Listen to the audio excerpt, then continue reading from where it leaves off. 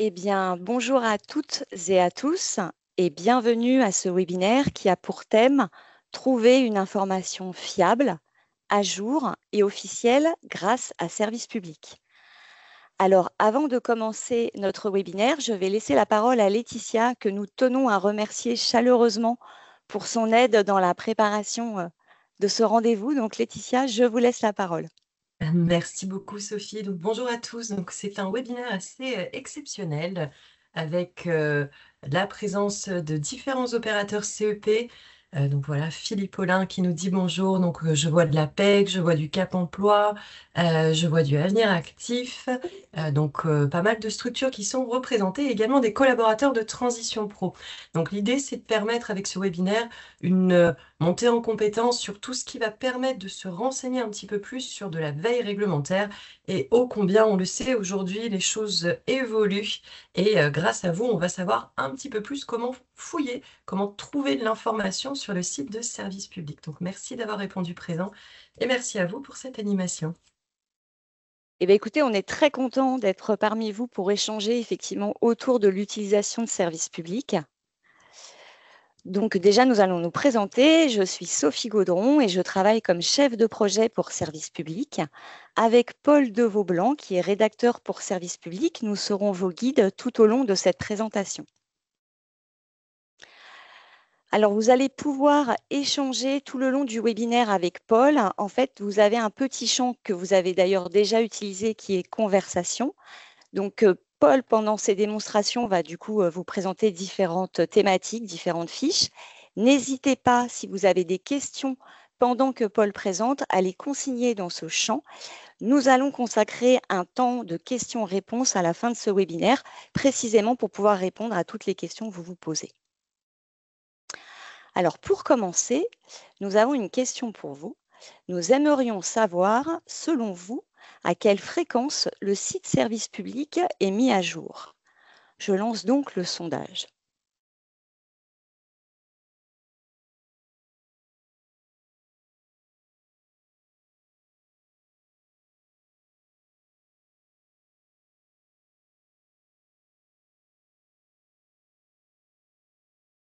Alors, tous les jours, toutes les semaines, autant que de besoin. Très bien. OK. Et ben, du coup, Paul, tu pourras éventuellement préciser tout ça dans le cadre de la présentation. Merci de votre participation. Donc, l'objectif de ce webinaire, comme l'a très bien expliqué Laetitia, c'est de vous permettre de comprendre comment, en utilisant Service Public, le site servicepublic.gouv.fr, vous allez pouvoir mieux accompagner les salariés qui sont en projet de reconversion professionnelle. Donc, qu'est-ce qu'on va vous montrer pendant ce webinaire? Dans un premier temps, Paul va vous expliquer un petit peu qu'est-ce que c'est que le site Service Public, comment il est organisé, qui travaille dessus, etc.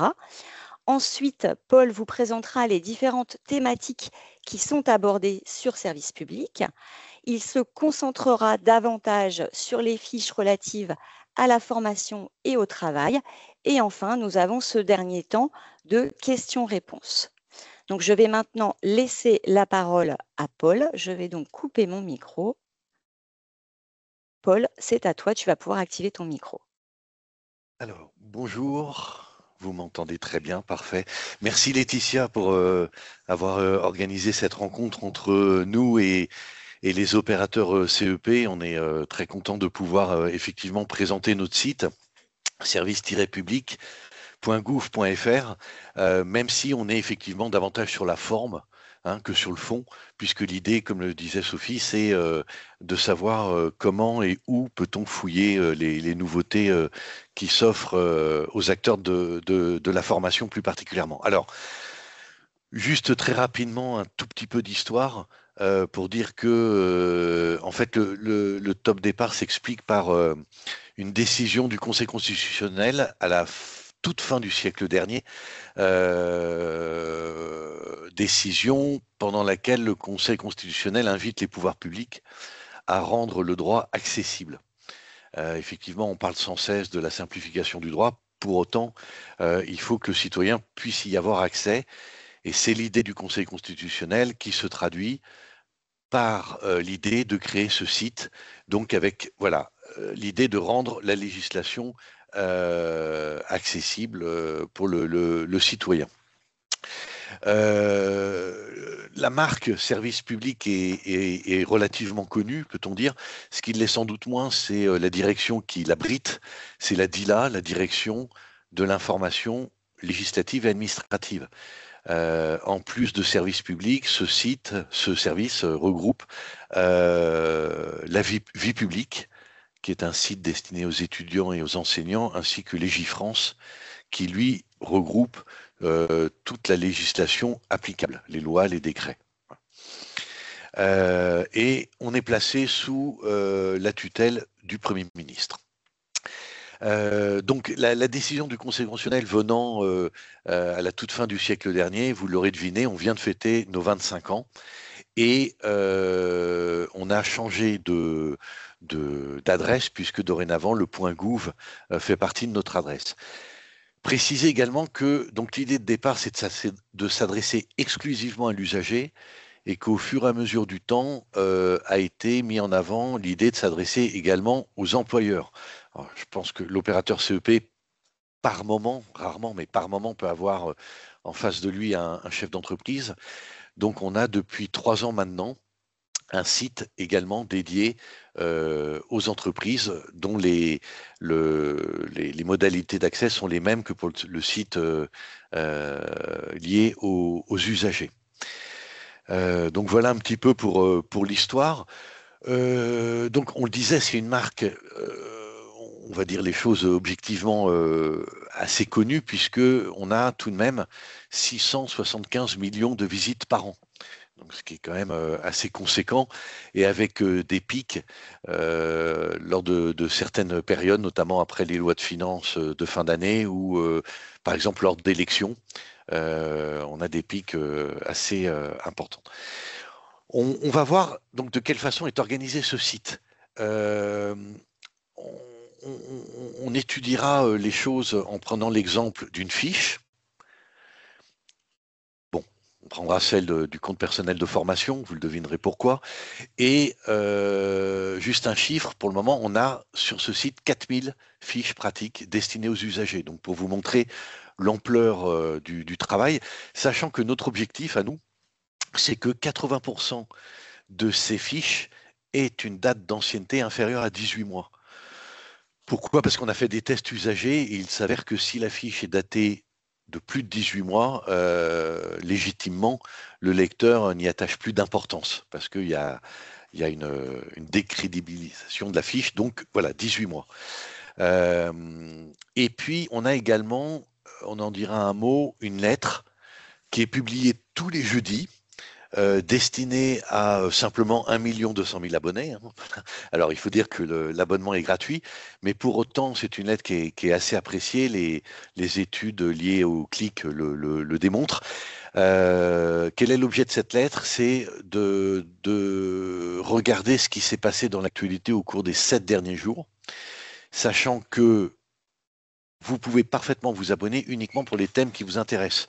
Donc, par exemple, vous souhaitez indiquer que vous voulez que soit mis en avant uniquement l'actualité liée à la formation et au travail au cours des 7 derniers jours. Et tous les jeudis, vous retrouvez ça sur votre mail.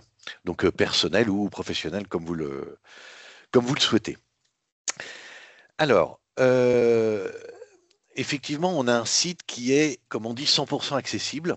Alors, sur le fond, on essaye de rendre l'écriture accessible. C'est un petit peu ce qui nous caractérise.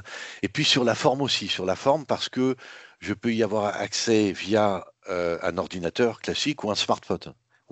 Juste un chiffre, 65% des usagers ont accès à ce site via leur smartphone. Ce chiffre est exactement l'inverse pour un chef d'entreprise qui, lui, va le regarder derrière son bureau, donc derrière un ordinateur et pas un smartphone. Donc, on s'attache à chaque fois qu'on remet à jour une page de faire en sorte que cette page soit physiquement accessible également sur smartphone. Donc, voilà, sachant que la majorité, encore une fois, de nos lecteurs le sont par leur portable. Alors, avec Laetitia, quand on a travaillé sur la présentation de ce webinaire, on a réfléchi à la façon de présenter les choses. Rapidement, on s'est dit que l'idée d'un entonnoir nous était apparue comme évidente. Pourquoi? Parce que effectivement, on a une organisation par thème. Donc, ce qu'on va vous proposer de faire, c'est de rentrer au fur et à mesure jusqu'à aller vers le CPF. On a effectivement 11 thèmes qui nous intéressent et qui sont liés aux préoccupations des usagers. Donc, on ne va pas tous les lister, vous les avez sous les yeux.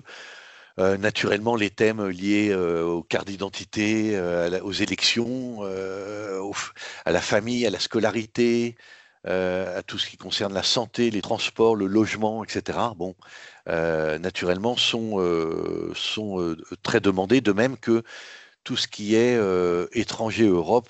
Je pars de France, j'arrive en France pour les vacances, pour le travail, etc. Bon. Sachant que pour ces 11 thèmes, on a 13 experts. Alors, certains travaillent à temps partiel et chacun de ces experts a ce qu'on appelle un portefeuille, c'est-à-dire un domaine d'expertise. Donc, personnellement, en ce qui me concerne, c'est le social et la santé, et puis le travail et la formation. Donc, voilà un petit peu comment sont déroulées les choses. Alors, ce que je vous propose, si vous en êtes d'accord, c'est de rentrer par thème.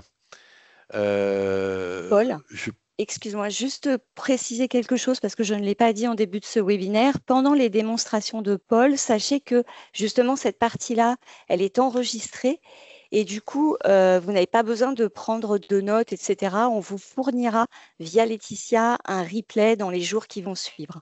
Je laisse Paul faire sa démonstration. Je précise juste aussi quelque chose, pardon, j'en profite. On a également des collaborateurs de Transition Pro qui sont connectés, Paul, pour précision.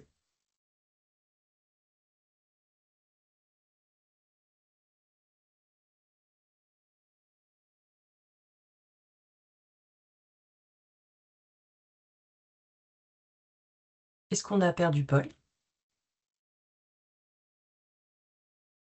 Oui, voilà. Est-ce que Nous vous avons suivi m'entendez? une micro-coupure. Vous nous entendez ou pas? Oui, c'est bon maintenant. Ok, super, pardon. D'accord. Pas grave, j'ai eu peur. Merci. Péripéties Alors, du direct. voilà. Alors, donc comme on vous le disait tout à l'heure, l'idée c'était de prendre les choses via l'idée d'un entonnoir, en partant en fait du plus large jusqu'au plus précis. Alors, quand on est sur la page d'accueil du site, on voit que vous avez différents onglets. Alors, ici, on a la possibilité de s'abonner à la lettre d'actualité. Encore une fois, c'est 1 200 000 abonnés. Il y a une utilité certaine. Ce qui nous fait dire ça, c'est que les études montrent que quand bien, la personne non seulement reçoit la lettre, mais en plus de ça, la lit, la parcourt. Voilà, pour s'y abonner, c'est pas très compliqué. On peut cliquer ici, et puis on descend tout en bas. Voilà, et puis là, vous avez un onglet s'abonner. Encore une fois, c'est gratuit, naturellement, hein, c'est le service public. Vous choisissez une adresse mail, pardon, qu'elle soit personnelle ou professionnelle. Et puis, voilà, et puis vous voilà abonné. Et sachant qu'ici, vous pouvez choisir les thèmes qui vous intéressent. J'imagine que pour vous, ce serait la formation et le travail. Alors, voilà, première chose qu'il soit possible de faire, un abonnement à cette lettre hebdomadaire, donc tous les jeudis. Ensuite, on a également présenté des choses par les événements de vie. Alors là, je ne vais peut-être pas m'y attarder parce qu'on n'a pas encore vraiment fait de choses sur la formation, encore que on a un événement de vie qui est je deviens alternant, qui peut ne pas être inutile. Mais ce qui nous intéresse surtout, ça va être ces démarches via les fiches pratiques. On a l'annuaire également de la formation qui peut être utile. Par exemple, vous cherchez des coordonnées par hasard d'une personne travaillant au sein de la DGEFP, la Délégation Générale à l'emploi et à la formation professionnelle, ministère du Travail. Voilà, vous avez l'annuaire de toute l'administration. Les démarches et outils, c'est pareil. Je ne vais pas m'y attarder parce que on les retrouve dans les pages qu'on va voir. Je prends un exemple. Vous souhaitez trouver un modèle lié à un avenant d'un contrat de travail lorsqu'une personne signe une promotion par l'alternance, ce qu'on appelait la période de pro. Bon, bah voilà, je vais la retrouver dans la fiche. Donc, bon. Donc, voilà. Ici, on va retrouver les 11 thèmes dont on parlait tout à l'heure. Sachant que nous, vous serez d'accord, opérateur CEP, vous attachez surtout au thème travail, formation. Alors, à travers ces thèmes, on a créé des dossiers. Le recrutement, la rémunération, le contrat et la carrière, les congés, la formation, on y reviendra, santé, sécurité, relations individuelles, temps de travail, etc. Alors, qu'est-ce qu'on peut remarquer? C'est que très souvent, on a opté pour une séparation entre le privé, l'entreprise, et le public, l'administration. Effectivement, les choses ne sont pas forcément les mêmes. Par exemple, le contrat de professionnalisation est dans le secteur privé, il n'est pas dans la fonction publique, c'est le pacte. Voilà, donc ce qui explique le fait qu'on ait cette obligation de dissocier les deux. Même chose pour la rémunération, les règles ne sont pas les mêmes. Le contrat et la carrière, pareil, c'est un thème qui mérite une différence entre le public et le privé. Les congés, même chose. La santé, la sécurité, il y a des choses là qui peuvent vous intéresser, qui sont liées au handicap, aux conditions de travail. Également, les relations individuelles. Vous pouvez être confronté à un individu en face de vous qui a peut-être une envie de partir parce qu'il est en conflit avec l'employeur ou en passe de l'être. Donc, on a également un thème dédié au conflit du travail dans le secteur privé. Et puis là, on va aborder la question des prud'hommes, la question des représentants du personnel, de la sanction disciplinaire, etc. Donc ça, c'est une rubrique qui peut, à mon sens, également vous intéresser. Le temps de travail, pareil, dichotomie privé-public. La rupture du contrat de travail, effectivement, n'est pas la même selon que je sois dans l'entreprise ou dans l'administration. On a également un thème sur le particulier employeur et la retraite. Alors, si on en revient à ce qui nous intéresse plus particulièrement, on a là aussi dissocié le privé du public, sachant que vous, dans une écrasante majorité des cas, vous avez en face de vous une personne relevant du secteur privé. Donc, ce que je vous propose, c'est qu'on s'attarde à voir ce qu'il en est du secteur privé.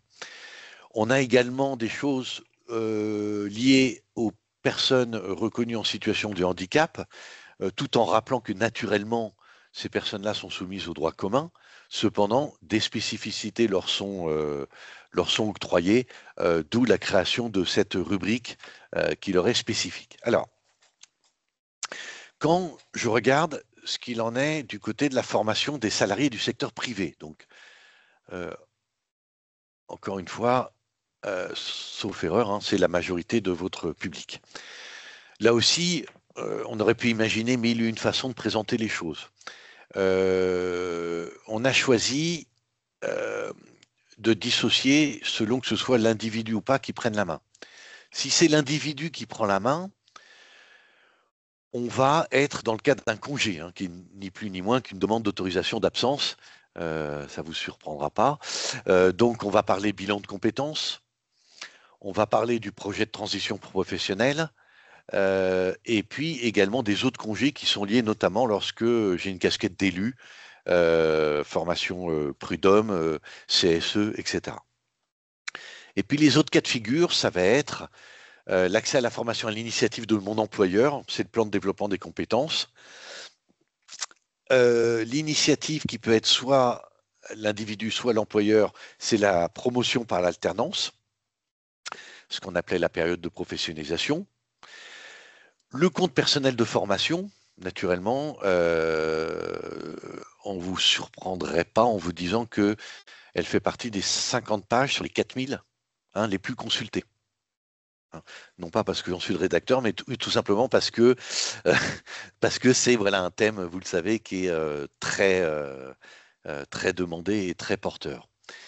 Et puis on a une page qui vous est consacrée quand même, puisque très souvent on verra que dans nos pages formation, on a un onglet à la fin qui est qui peut m'aider, qui peut me donner la main entre guillemets, et on a une page qui est consacrée à vous, opérateur CEP.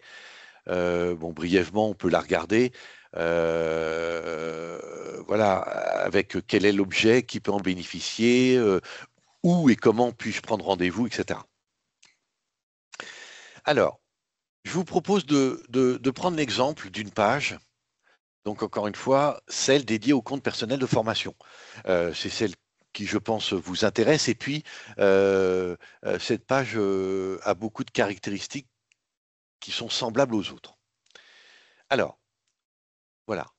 Donc, on a une page qui, comme toutes les autres, a plusieurs caractéristiques techniques, si je puis dire.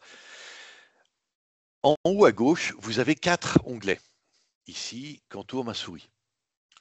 Premier onglet, c'est ce qu'on appelle ajouter à mes favoris. Alors, bon, j'espère que mon employeur ne m'entend pas, mais le terme est peut-être pas très juste parce qu'on a le sentiment que c'est simplement, voilà, je le mets en haut de ma barre, comme ça. Bon. En fait, c'est plus important que ça. Pourquoi? Parce que quand je clique dessus, on me dit ce sujet vous intéresse, voilà. Ajoutez cette page à vos favoris, bon bah très bien. Mais surtout, ce qui est important à mon sens, c'est que ça me donne la possibilité, dès lors que Service Public modifie cette page sur le fond, parce qu'il y a un changement de réglementation ou de législation, d'être au courant de ce changement. C'est-à-dire qu'en fait, j'ai plus à aller chercher l'information, c'est l'information qui vient vers moi. Donc très concrètement, j'ai un décret, une loi qui me dit que, bon je dis n'importe quoi, hein, que dorénavant le CPF c'est plus 500 euros, mais 520 euros par an. Bon, encore une fois l'exemple c'est n'importe quoi, mais voilà. Eh ben, Service Public va mettre à jour cette page. Dès lors que la réglementation sera en vigueur, elle sera publiée. Et à ce moment-là, vous recevez un mail.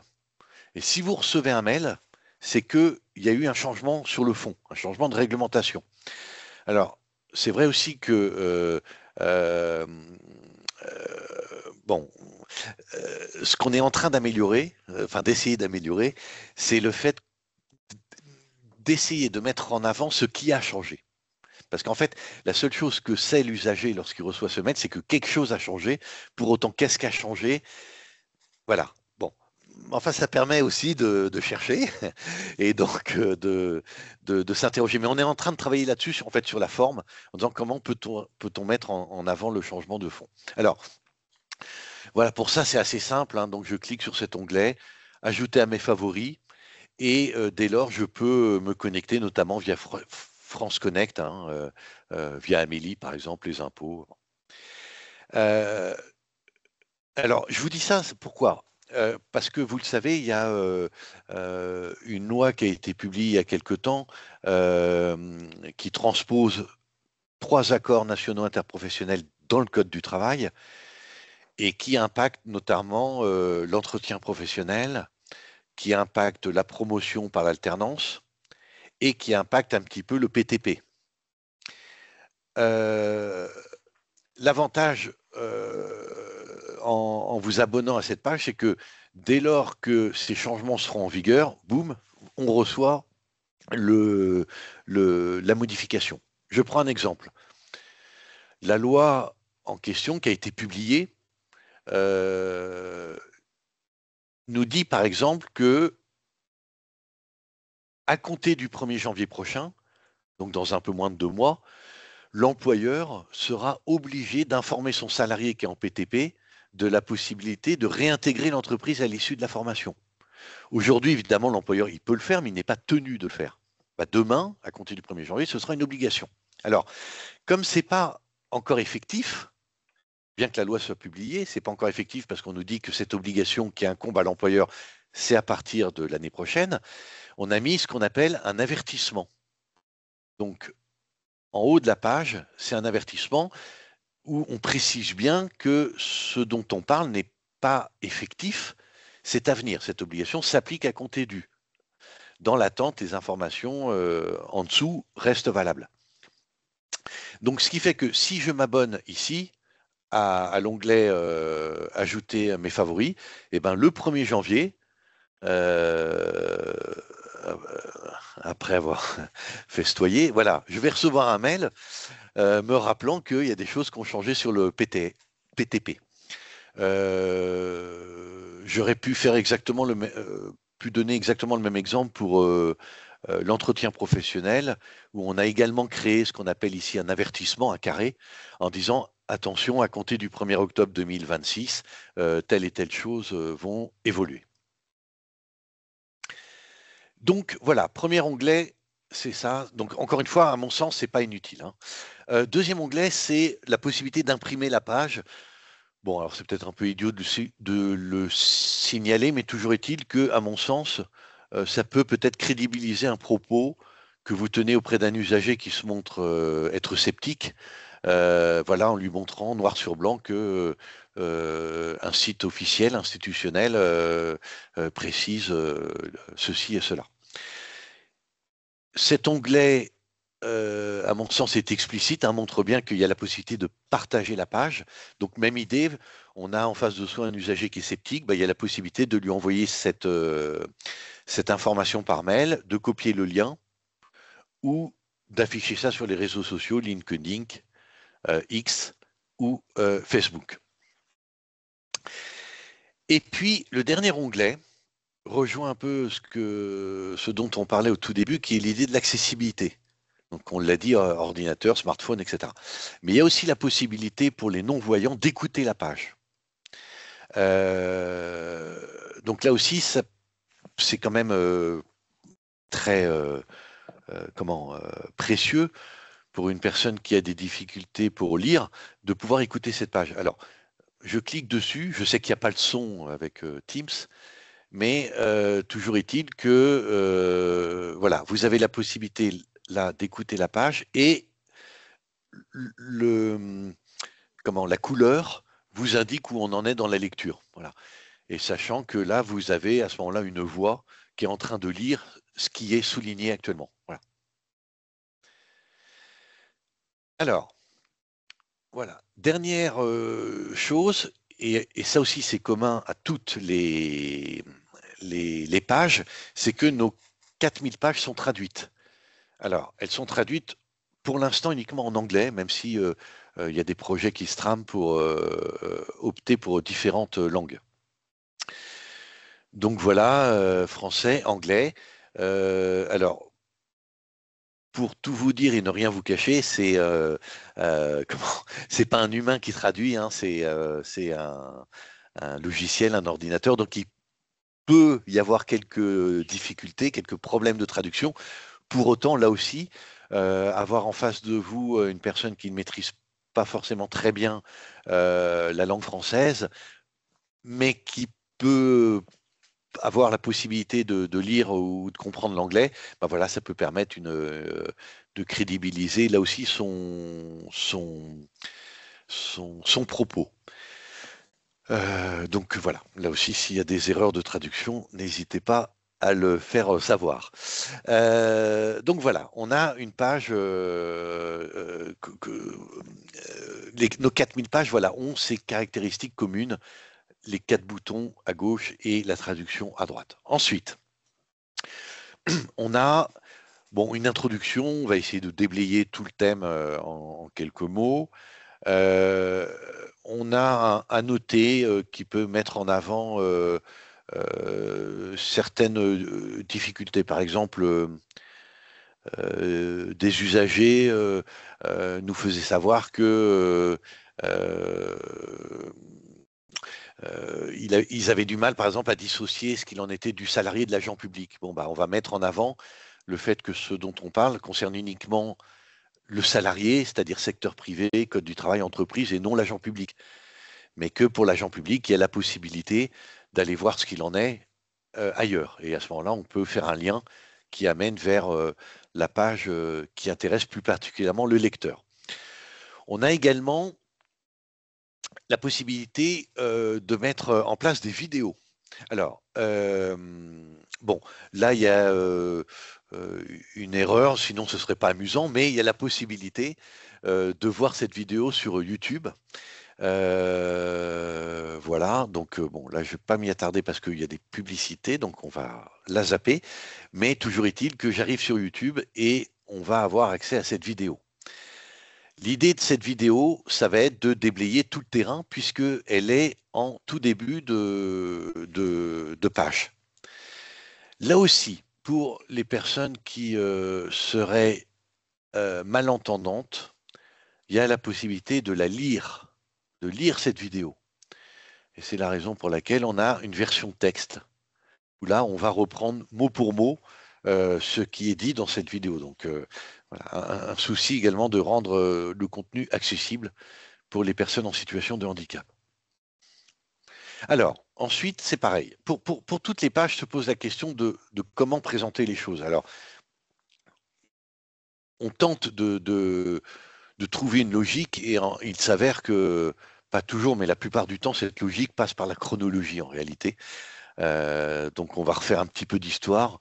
De quoi parle-t-on, comment créer cette modalité d'accès à la formation, où puis-je consulter mon compte, etc. Et on retrouve cette idée ici, qu'est-ce que le CPF, comment créer un CPF, où peut-on le consulter, etc. Là aussi, on essaye de découper un maximum les choses pour qu'en fait, le lecteur puisse avoir accès de façon très visible à ce qui le préoccupe, à ce dont il... Enfin, je donne un exemple, ce sera plus parlant. Hein. Vous avez une personne qui vient sur notre page CPF uniquement parce qu'elle se dit moi j'ai de l'argent sur mon compte, j'en fais rien, j'ai pas de projet, j'ai pas d'idée, et puis après tout, je pars bientôt à la retraite. Est-ce que je peux pas donner cet argent à mon neveu qui lui en aurait besoin? Bon.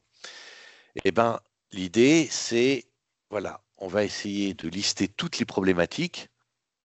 Et puis à un moment, on va voir que la problématique qui m'intéresse est mise en avant.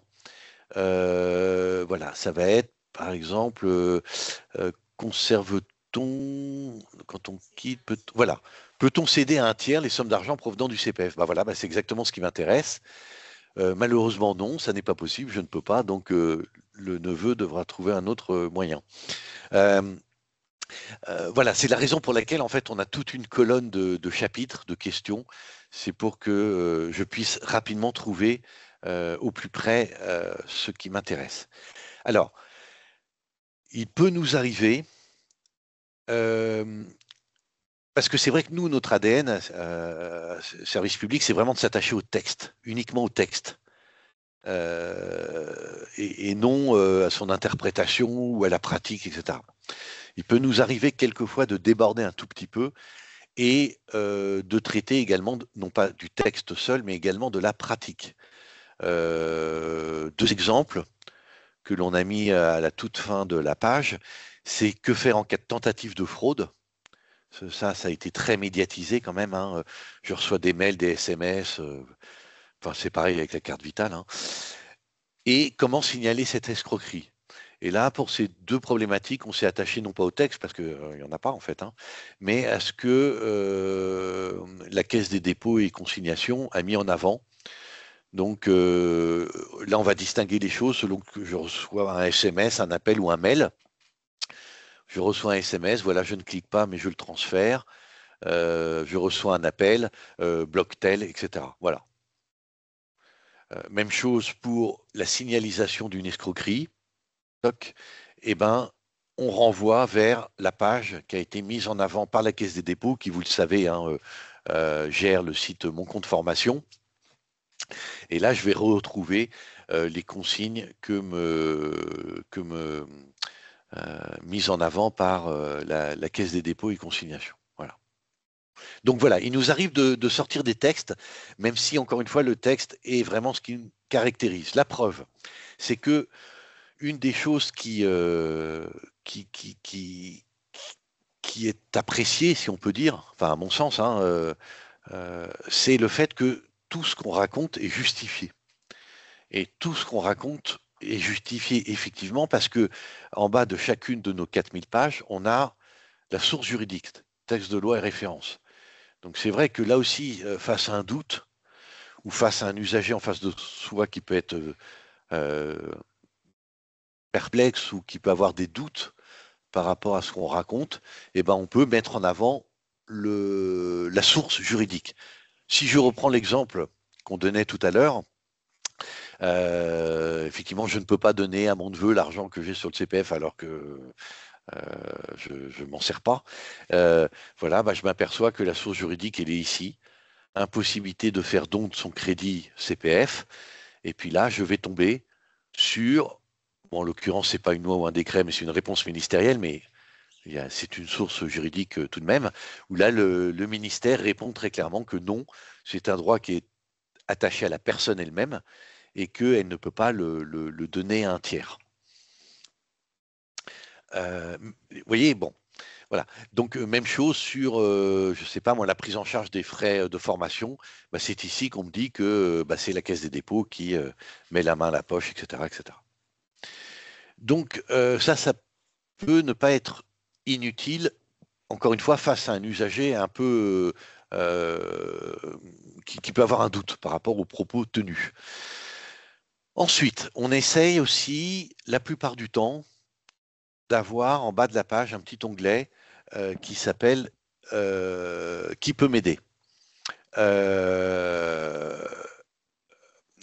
Alors, bon, là, il peut y avoir un effet dans l'exemple qu'on donne, en fait, un peu déceptif, parce que on arrive au site Mon compte formation, mais en réalité, ça va être une aide uniquement sur la forme. Ça veut dire j'ai un problème de forme de connexion via Internet. Bon, voilà. On aurait pu imaginer ici, pourquoi ne pas le faire, qu'on mette également un onglet pour la forme, et auquel cas, par exemple, la directe, là c'est la préfecture de région, et qui a un service dédié à la formation à l'emploi et au travail et qui peut aider l'usager ou les professionnels en matière de droit du travail à trouver des réponses à leurs questions. On a ici un onglet tout en bas, services en ligne et formulaires. On vous le disait, de toute façon, ces formulaires, on les retrouve dans la page elle-même. Donc là, mon compte formation, bah, je vais retourner à la Caisse des dépôts et puis trouver la formation qui vous correspond. C'est ce qu'on appelle un outil de recherche. Et là, normalement, je vais arriver au site Carif Oref. Non, je retrouve sur le site, c'est plus logique, de la Caisse des dépôts, où je peux effectivement, en fonction des critères, hein, le prix, la date, etc., chercher une formation que j'ai en tête. Autre chose qu'il était possible de mettre en avant, c'est le fait que, donc comprenons bien, on a nos 11 thèmes, ensuite on a des dossiers, on arrive à nos pages, et en bas de ces pages, on a ce qu'on appelle des QR. C'est notre volonté de mettre en avant des points plus précis que la seule page qui a un champ un peu plus large. Donc, par exemple, ça va être qu'est-ce qu'un entretien professionnel. Donc, si je vais dessus, on s'aperçoit que on a mis en place ce dont on parlait tout à l'heure, c'est-à-dire l'avertissement, qui nous dit que la loi qui a été publiée ne s'applique pas tout de suite pour cette partie-là, mais qu'elle impose aux branches de négocier pour qu'à compter du 1er octobre, les changements soient effectifs. Et on essaye, en quelques mots, de mettre en évidence ces changements, notamment le fait que pour préparer ces entretiens, il est mis noir sur blanc que le salarié pourra s'adresser à vous. Donc ça, c'est une nouvelle fonction qu'on donne noir sur blanc aux opérateurs CEP, simplement à compter du 1er octobre. C'est pour ça que cette info, on ne la retrouve pas dans la page, mais dans l'avertissement.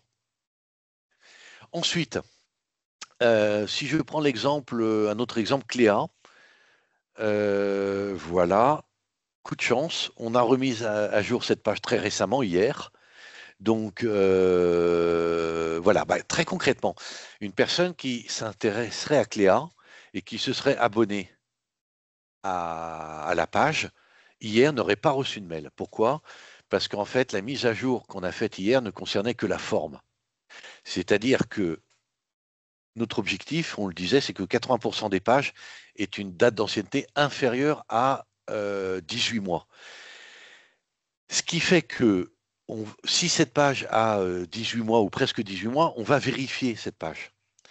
Et s'il s'avère qu'après cette vérification, il n'y a pas eu de changement législatif ou réglementaire, on va essayer de faire des changements de forme. On va simplifier la rédaction, peut-être scinder des chapitres, etc. Mais du coup, on ne s'intéressera pas au fond, parce qu'il n'y a pas lieu d'être. Donc du coup, l'abonné ne va pas recevoir de mail.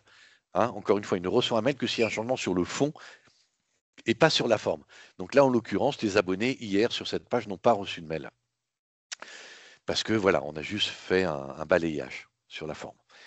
Voilà. Et là, si je ne me trompe pas, pour le qui peut m'aider, on s'adresse à vous. Trouvez l'opérateur CEP. Voilà. Et là, on retombe sur la fiche qui vous est consacrée, dans laquelle j'ai la possibilité de trouver un opérateur CEP lorsque j'indique mon statut, mon lieu de vie, etc. Voilà, grosso modo. Et puis voir aussi, on va mettre en avant ce qu'on peut appeler des fiches jumelles, si je puis dire, des fiches qui se ressemblent. Par exemple, effectivement, c'est le CPF qui m'intéresse, mais dans la fonction publique. Bon, là, je vais les retrouver. Et à chaque fois, la fonction publique, même si vous n'êtes pas tellement impacté, mais il y a toujours ce triptyque État, territorial, hospitalier.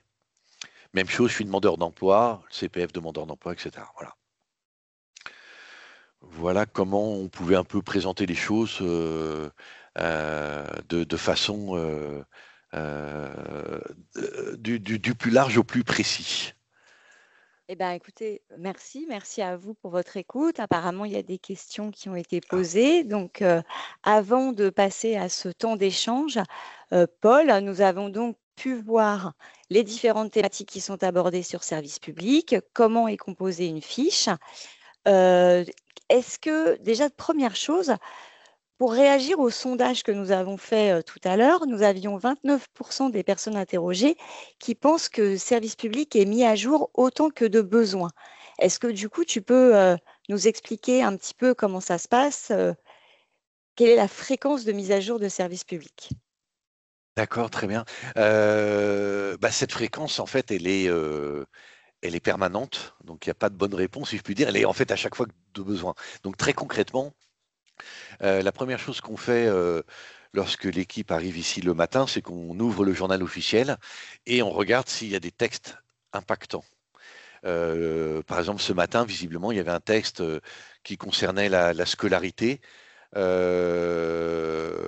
Bon, c'est pas moi qui m'en occupe, donc voilà. Mais la personne qui s'en occupe va regarder si le texte est impactant. S'il est impactant, eh ben, il va modifier la page.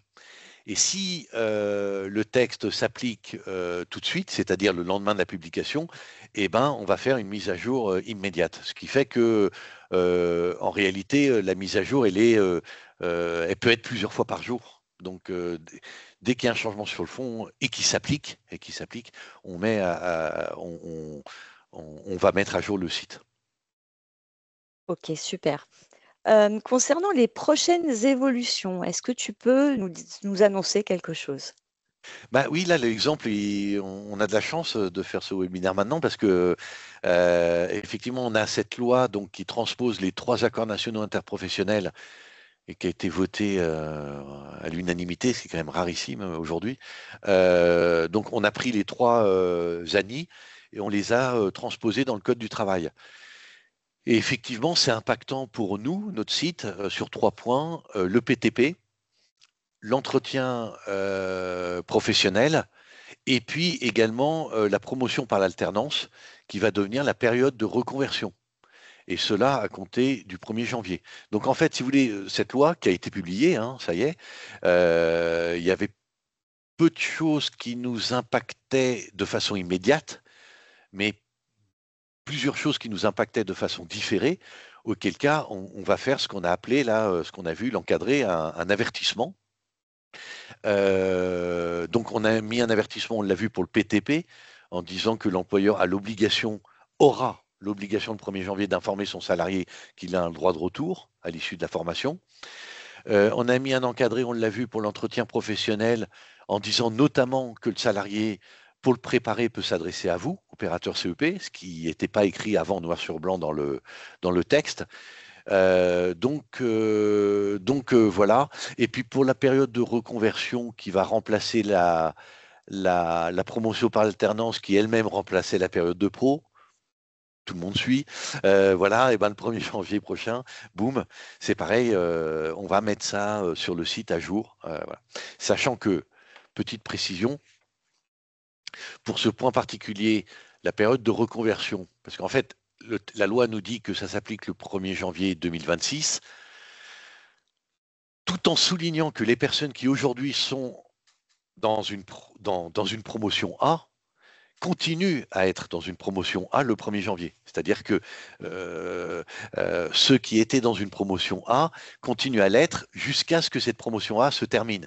Donc du coup, on va voir comment faire les choses, mais à tous les coups, on va présenter les choses de deux façons, en disant soit vous étiez avant le 1er janvier en promotion par l'alternance, auquel cas c'est toujours la même règle qui s'applique pour vous, soit vous avez envie de rentrer en période de reconversion, et auquel cas, c'est la nouvelle législation qui s'applique. Donc, on devrait avoir une fiche avec deux onglets pour ces deux cas de figure. Ok, très bien. Il semblerait qu'il n'y ait pour le moment pas de questions, puisque Paul, a priori, tu as répondu au fil de l'eau et au fil de tes démonstrations. Donc, je pense qu'il n'y a pas de questions. C'est bien ça. Ok, très bien. Et bien, du coup, on va vous remercier pour votre participation. Juste, je vous lance un dernier petit sondage pour nous assurer que ce webinaire vous a plu. Donc, n'hésitez pas à y répondre.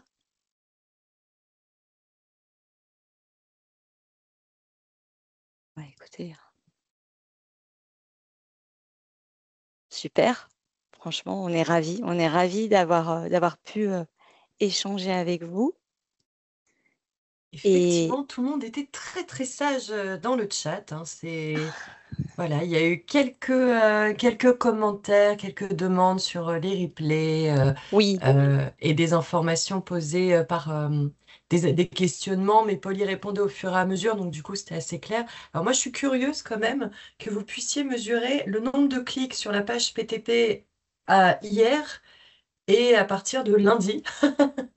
ah, parce que du coup, vous pensez qu'il va y avoir du monde qui va, qui Ah va bah se moi je connecter. me suis déjà abonnée, hein. Je me dis on sait Ouais. jamais, peut-être que ça va pas, peut-être que vous allez être plus rapide que nous pour avoir les informations, donc je ne sais pas. Je me suis Très abonnée en bien. tout cas déjà. Ok, bah super. Eh bien, écoutez, on vous remercie, en tout cas un grand merci, et c'était un vrai plaisir de pouvoir vous présenter Service Public, et puis voilà, pouvoir vous montrer à quel point son utilisation peut se révéler pertinente dans votre travail au quotidien. Encore un grand merci Laetitia et Paul, bravo pour cette présentation. Merci à tous et excellente journée. Au Merci beaucoup revoir. Sophie pour toute cette préparation et Merci merci beaucoup. Merci. Paul hein, pour ta clarté Merci beaucoup. toujours dans tes explications. Merci. Au revoir. Beaucoup de remerciements dans le chat. Oui, je les vois. Ça fait plaisir. Merci à vous tous en tout cas. Merci.